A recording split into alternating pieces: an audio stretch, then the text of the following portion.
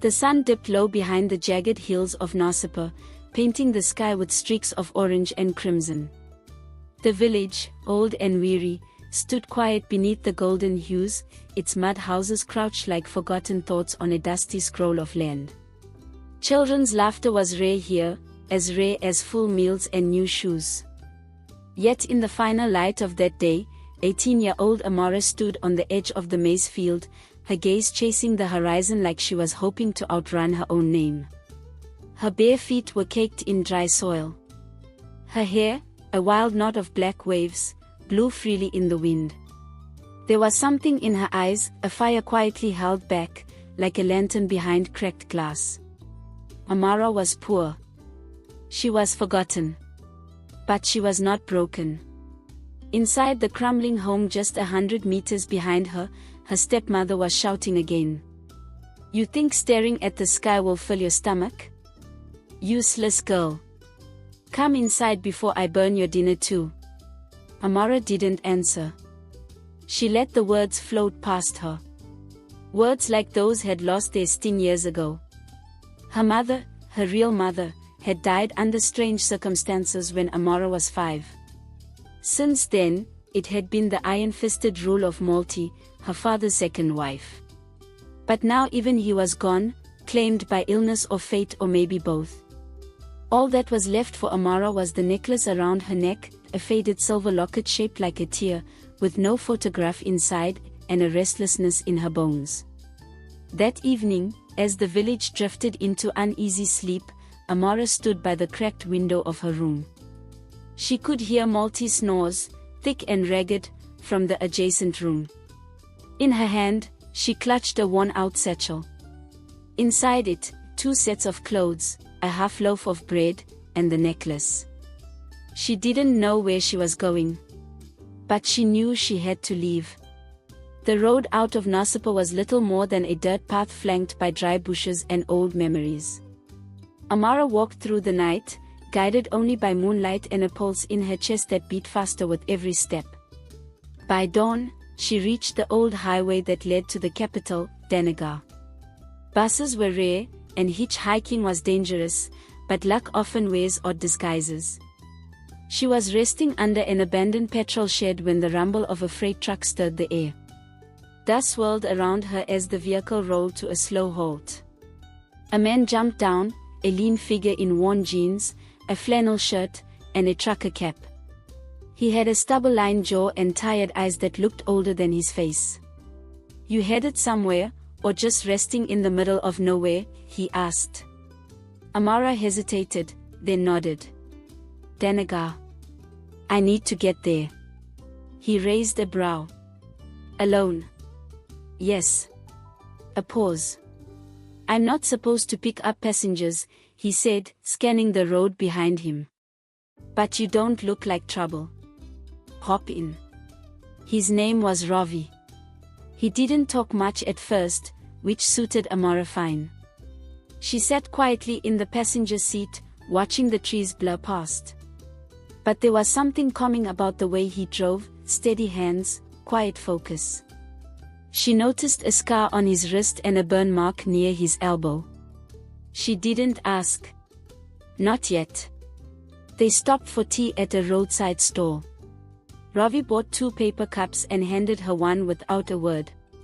The silence between them wasn't empty, it was respectful. Like 2 people holding space for each other's pain. "You running from something?" he asked finally. She sipped her tea. "Running to something. I think." He smiled faintly. "That's a better direction." By the time they reached the outskirts of Denagar, night had fallen again. Neon lights flickered in the distance like promises and lies dressed in the same color. Ravi pulled over. "I know a place you can stay tonight. Cheap, safe. I drop goods there sometimes." Amara hesitated. "Why are you helping me?" Ravi looked at her, his gaze unflinching. "Because someone once helped me. That's all." She nodded. That was enough. The guest house was small, tucked between a motorcycle garage and a shuttered pharmacy. but it had running water and a clean bed. Amara sat on the edge of the mattress, staring at the city through a mesh-covered window. The streets below hummed with life, rickshaws, vendors, music, and shouts. It was chaos. It was freedom. That night, for the first time in years, Amara slept without fear. Over the next week, Ravi returned. He brought her breakfast one day, a used phone another. She found a job washing dishes in a nearby cafe, and slowly began piecing a life together. Ravi never crossed boundaries. He asked nothing of her. But his presence became a quiet constant. One evening, after a particularly long shift, she found him waiting outside the cafe. He had 2 tickets in hand. "Open-air movie screening," he said. "They're showing an old love story. Figured you could use a break." She smiled. It surprised even her. "All right," she said. The movie was in black and white. The love story was tragic. But Amara didn't cry during the film. She cried afterward, under the stars, beside Ravi, who said nothing and offered no advice. He simply sat beside her, letting the silence cradle them both. That night, she told him everything. About Malti. Her father's death. The necklace. The feeling of being watched sometimes, even in the village. The dreams she had of a marble hall and a garden she had never seen. When she finished, Ravi looked at her like he was seeing her for the first time. "You ever think you might not be who you've been told you are?" he asked softly. She frowned. "What do you mean?" "Nothing. Just, sometimes life puts people in the wrong place. Until they are ready for the right one." She looked down at her necklace. It glinted faintly in the moonlight. "Maybe," she whispered. They didn't kiss that night. They didn't need to. But something had begun. Something neither of them could name yet. And somewhere, in a government building not far away, a man in a grey suit reviewed an old file with a photo of a child wearing a tear-shaped necklace. He narrowed his eyes. "Found you," he whispered. The weeks following Amara's arrival in Denagar passed in a blur of noise, exhaustion, and quiet adjustments. The capital was a city of contradiction, where opulence shared a border with poverty, and whispers of revolution echoed behind polished glass towers. She rented a small room above the cafe where she now worked, washing dishes and waiting tables. It wasn't glamorous, but it was hers. Ravi continued his delivery job but had a habit of stopping by in the evenings. Sometimes with food, other times with a story or a tool to fix her leaking tap. Their companionship grew in silent gestures, a shared umbrella, a repaired sandal, an extra cup of chai. The world outside remained harsh, but within their circle, a gentle rhythm began. One rainy afternoon, everything changed. A woman stumbled into the cafe, breathless and pale. Her expensive shawl was drenched, her lipstick smeared with panic. She had been robbed just down the street. Her purse, jewelry, and phone were gone. Amara moved instinctively.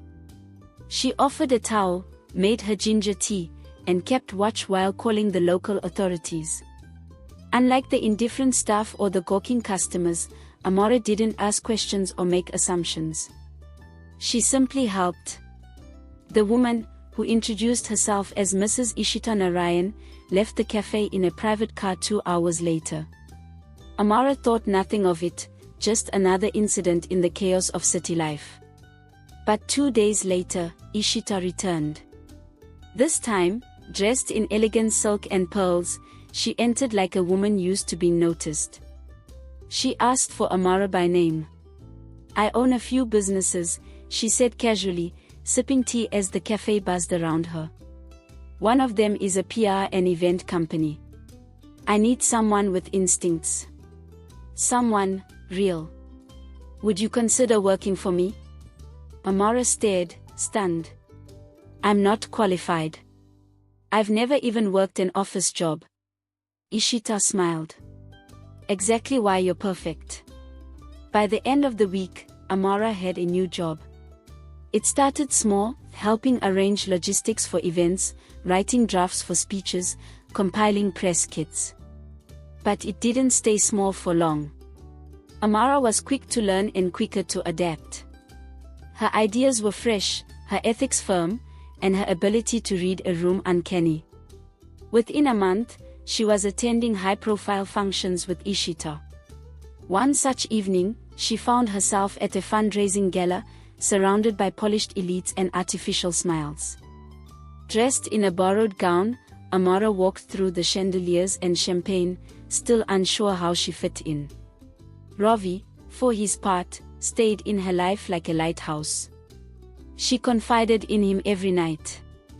Their connection deepened, threads of affection quietly weaving between them. But Ravi carried shadows too. He never spoke about his past, though Amara sensed something had scarred him deeply. One evening, after walking her home, he lingered. "I'm not like the men at your office," he said suddenly, his voice low. "I don't wear suits. I don't have connections." She touched his hand. "And I don't need any of that. I just need you to be real." He kissed her that night, soft, hesitant, and full of meaning. It wasn't passionate or rushed. It was a promise. They were married 2 weeks later in a quiet ceremony at a temple tucked behind a row of tailors. There were no guests. Just the sound of bells, jasmine flowers, and two people vowing to stand together against whatever came. But not all storms announced themselves with thunder. One evening, Amara returned home to find their door ajar. Inside, nothing appeared stolen, except the necklace. The locket her mother had left her. She panicked. Reported it. Ravi scoured the area. No signs. No leads. 3 nights later, an envelope arrived at her workplace. No stamp. No return address. Inside was a single photograph. It showed a grand garden with marble statues. In the center, a child, no older than 5, wearing the same necklace. Her face was blurred, but something about her posture, the way she held a wooden toy in her hand, sent a tremor down Amara's spine. She showed it to Ravi.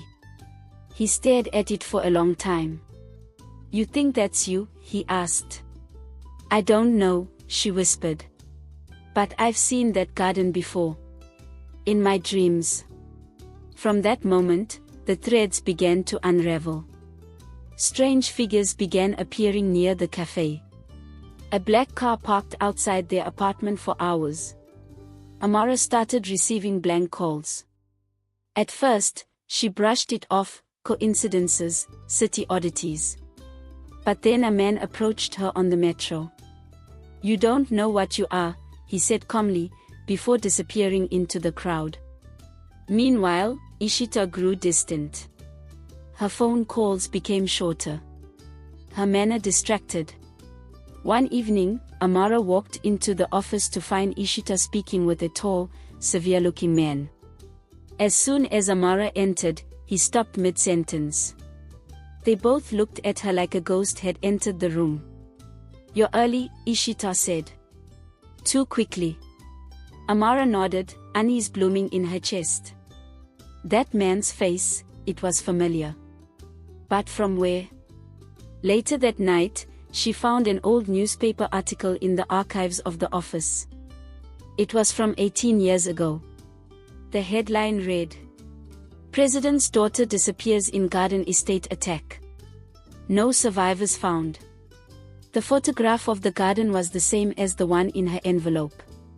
Amara stared at the image, her breath shallow. Was it possible? Could she be the girl everyone thought had died? She didn't know what scared her more, the truth, or what might be waiting when she found it. Far away, in a heavily guarded estate, the man from the office made a call. "She's starting to remember." The voice on the other end replied, calm and sharp. "Good. Let her." The country will need her soon. But not before we decide how the game is played. Amara sat alone in the dim apartment she now shared with Ravi, the silence around her heavier than the city's midnight smog. Her eyes remained fixed on the newspaper article spread across their coffee table, the headline echoing through her thoughts like a ticking clock: President's daughter disappears in garden estate attack. She touched her necklace again, or rather the space it used to occupy. The original had been stolen, but Ravi had made her a replica based on the drawings she remembered. Even the substitute felt sacred. It was the only key left to her past. Her dreams had returned, more vivid, more persistent. A child running down marble hallways, men in uniform, a woman screaming, fire, and then darkness. Every morning she awoke breathless, the sheets tangled around her like vines. But she couldn't focus solely on her dreams. The cafe had closed down due to new business development, leaving her jobless again. Ravi was taking on more routes, longer nights, while she searched for work. Yet something had changed in both of them. The unknown was no longer in the distance, it was circling closer, like a hawk. One afternoon, Amara visited Ishita's office unannounced. She had left a message 2 days ago that went unanswered. She needed answers, and she wasn't going to leave without them.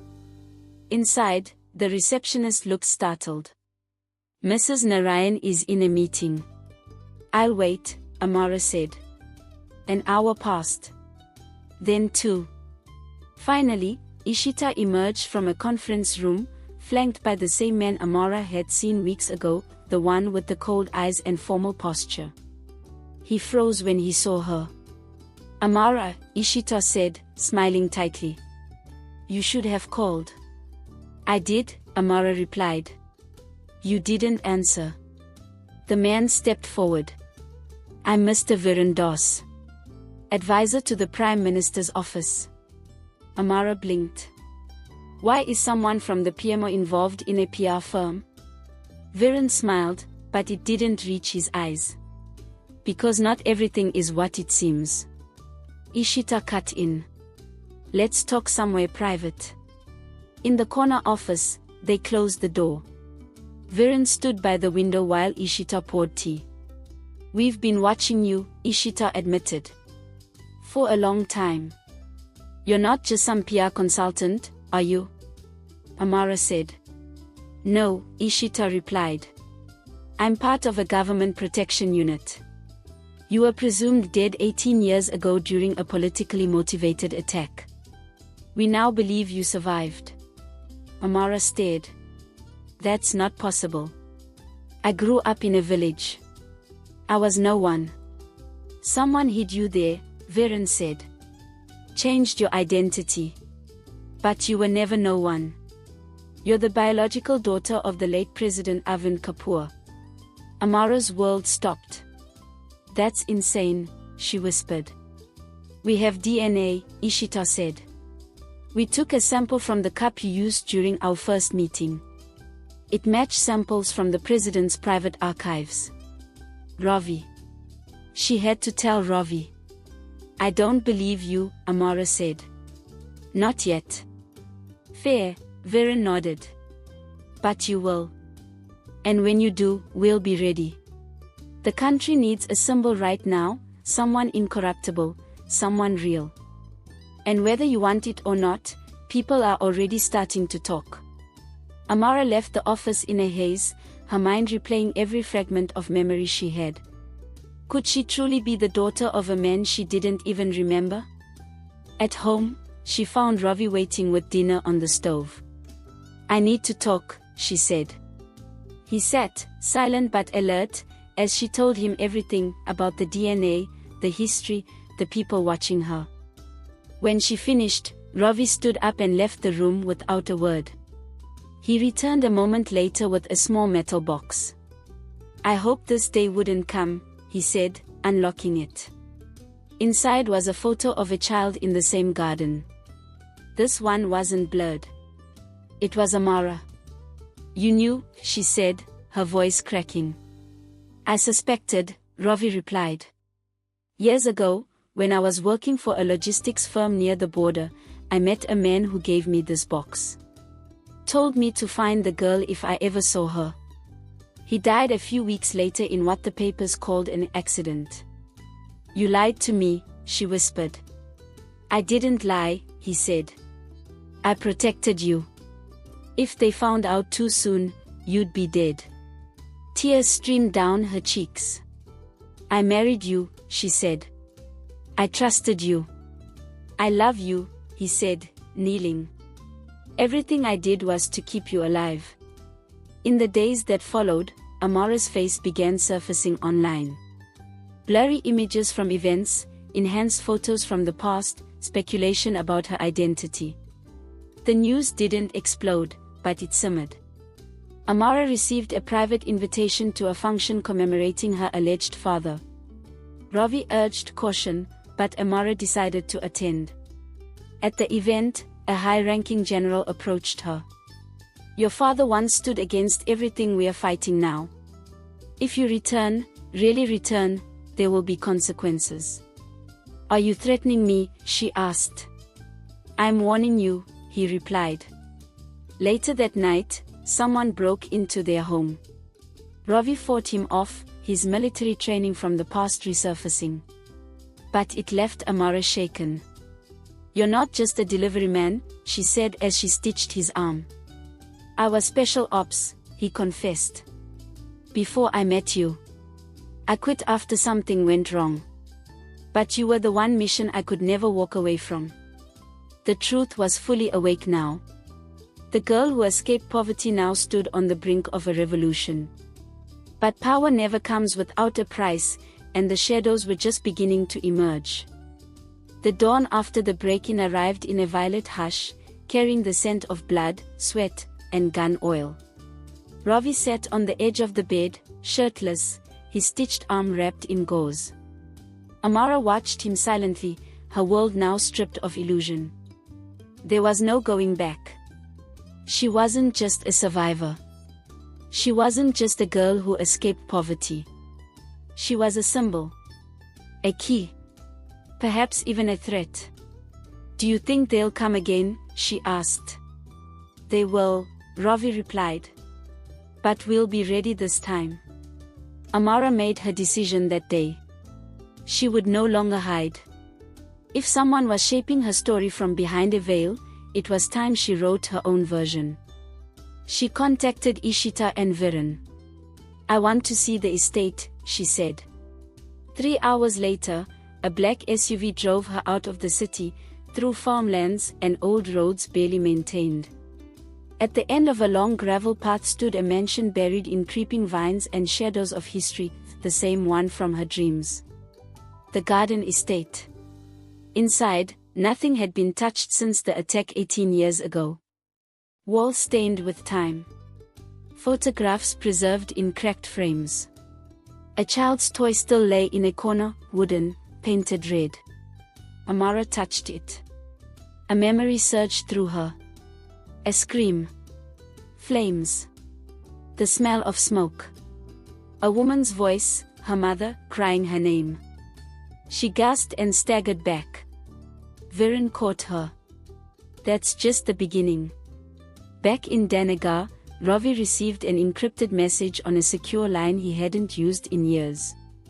Only one word was displayed. Activate. He closed the laptop, his expression unreadable. He knew what it meant. They were coming not just for Amara, but for the future she represented. As public whispers grew into quiet discussions among politicians and media channels, Ishita and Viren began preparing Amara for something unthinkable, a public reintroduction. The government is divided, Ishita said. Some want you to vanish again. Others want you on their side. But no one, not even the president, expected you to return with your memory intact. Amara had been reading tirelessly. Her father's policies. His speeches. The economic treaties he never got to sign. He had wanted to reform a broken system, to clean up corruption buried deep in the bureaucracy. And he had made enemies. Who killed him? she asked. We never found solid proof, Viren said. But some of the people in office today were his rivals back then. You think they'll come for me too? They already have. Amara's first public appearance was unannounced. She visited a school in the old sector, where water came in tankers and electricity blinked like a nervous heartbeat. She sat with children, told them stories, laughed, held their hands.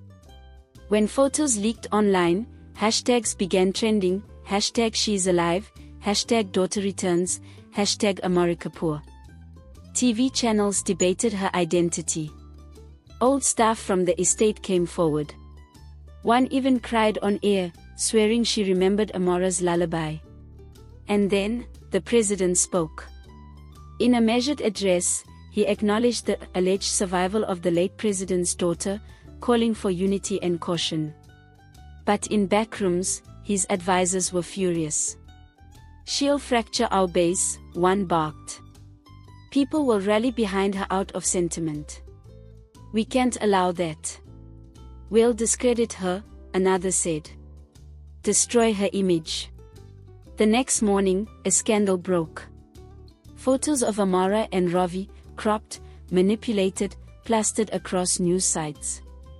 Headlines accused her of fabricating her past, marrying a criminal with a forged identity, suggesting she was part of an underground coup. Ravi's past was exposed. His military record. The failed operation he never spoke about.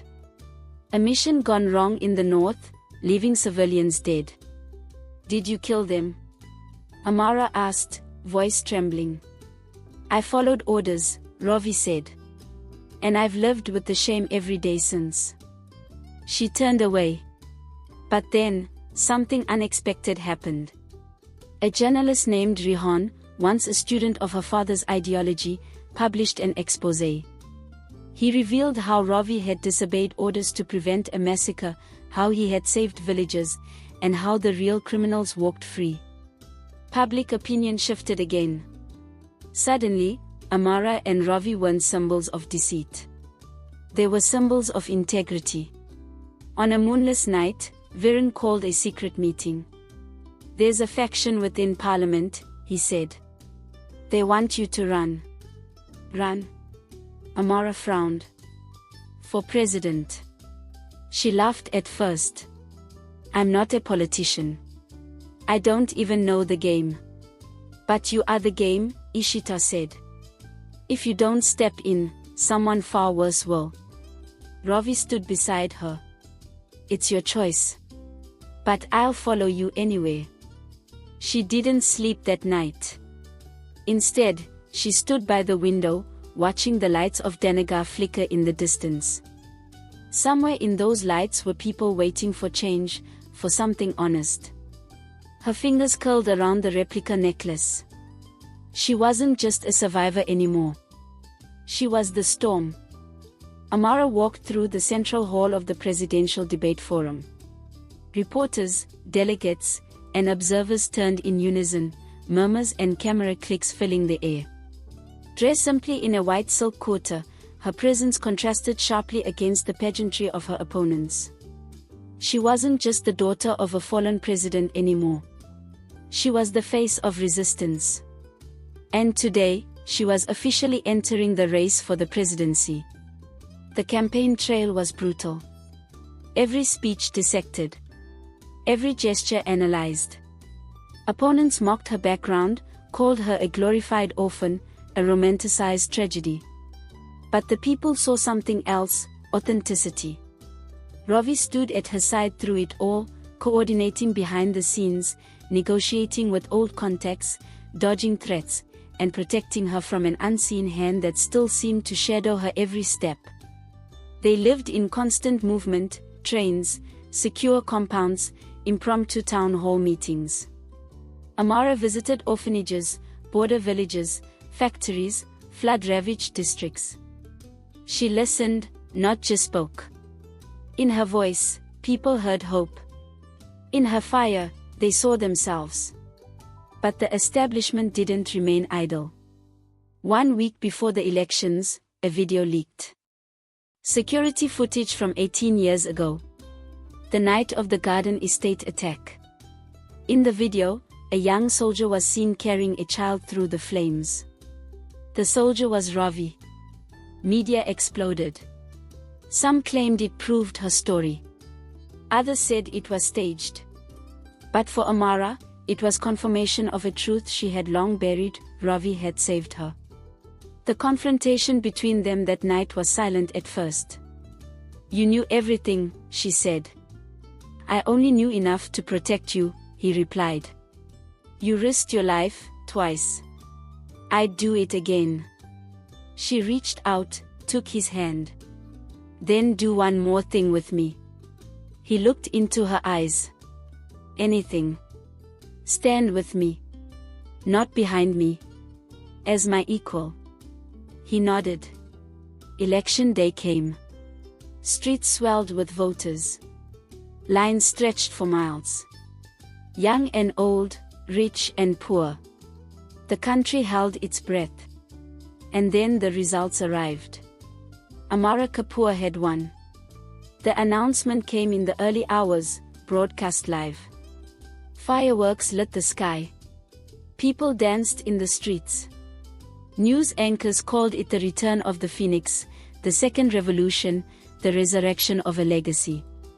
Amara stood before the nation, the necklace around her neck glinting in the spotlight. "I was born in the shadows," she said.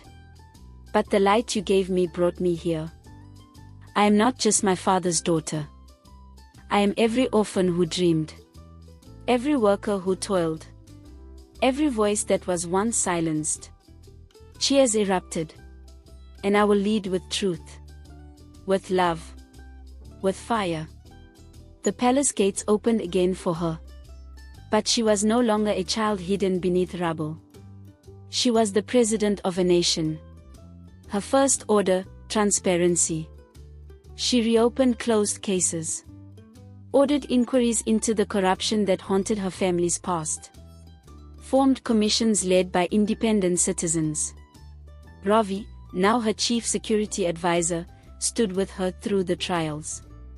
Ishita became head of the information ministry. And the people? They called her Janaki Rani, the queen of the people. But even in victory, she knew this was only the beginning. "I'm not here to rule," she said privately to Ravi one night. "I'm here to build a world where no girl has to run from her own name again." He smiled. "Then let's build it together." They embraced on the palace balcony, the city lights shimmering like constellations below. A girl who had nothing now carried the hopes of millions. And the country, scarred but healing, had found its heartbeat again. If you enjoyed Veil of Fate, the story of love, suspense, and destiny, don't forget to hit that like button, subscribe for more epic stories, and ring the bell so you never miss an update. Drop your thoughts in the comments, and as always, keep dreaming big.